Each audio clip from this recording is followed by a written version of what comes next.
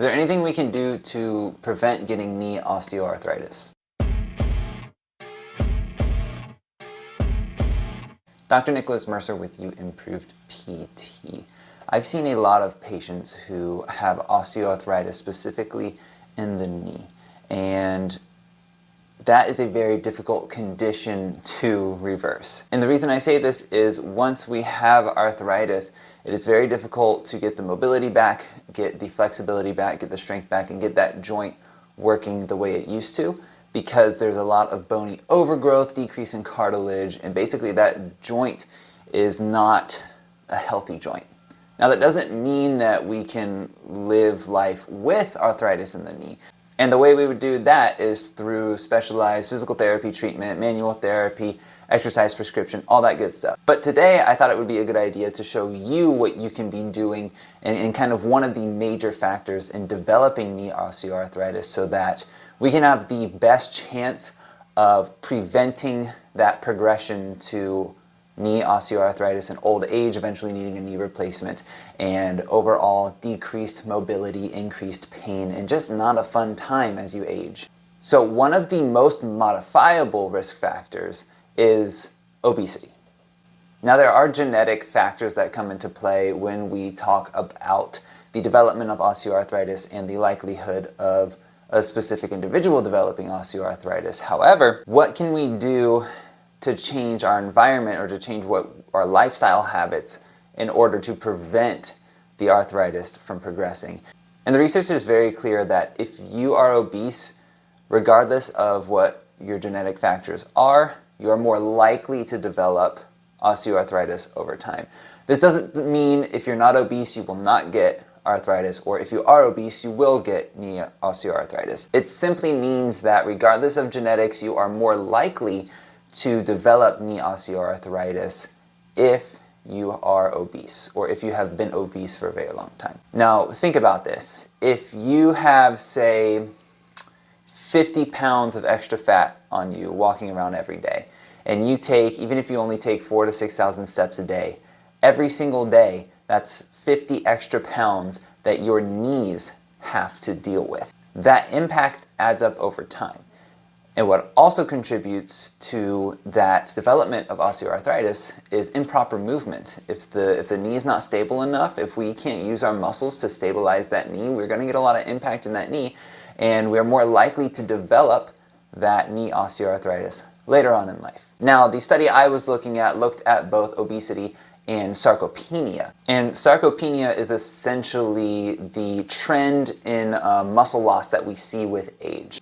Now there are ways we can prevent sarcopenia from being as bad, and one of those is living a more active lifestyle, making sure we're strength training, making sure we can do what we can to optimize our strength now, so even as we age, if we do lose muscle, then we still have a baseline of strength. That being said, sarcopenia was also seen as a contributor to osteoarthritis, which would make sense because normally we see older people needing knee replacements and older people with knee osteoarthritis. But let's get back to obesity. So both obesity and sarcopenia are, to an extent, modifiable risk factors. It's something that we have a little bit of control over. Now, usually obesity is determined by a person's BMI, which is their body mass index. Basically, we take their height and their weight, throw it into some calculations, and it spits out a number. It's pretty easy to find a BMI calculator just through a Google search, but I will link a good one from the CDC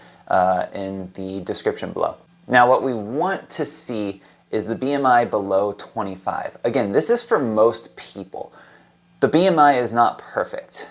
If you have a lot of muscle and you are very strong, you may fit into the obesity category without actually being obese clinically, right? So your body fat percentage may be 10%, but you would still be classified as obese.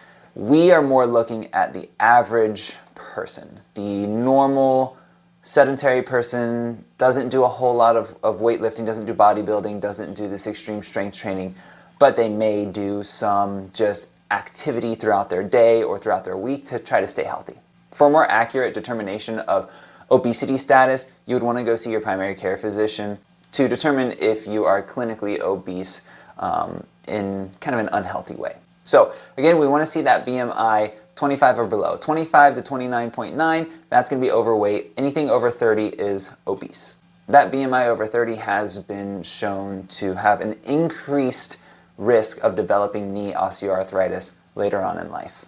Now with sarcopenia, the best way to prevent sarcopenia is to continue strength training and staying active throughout your life. Some people, it affects them more than others, but if we continue to actively, mindfully try to prevent that muscle loss as we age, we can also decrease the chances of needing a knee replacement because we get knee osteoarthritis. These studies were on osteoarthritis. This doesn't factor in psoriatic arthritis or rheumatoid arthritis, which those causes are completely different, and I'm not going to cover those in this video.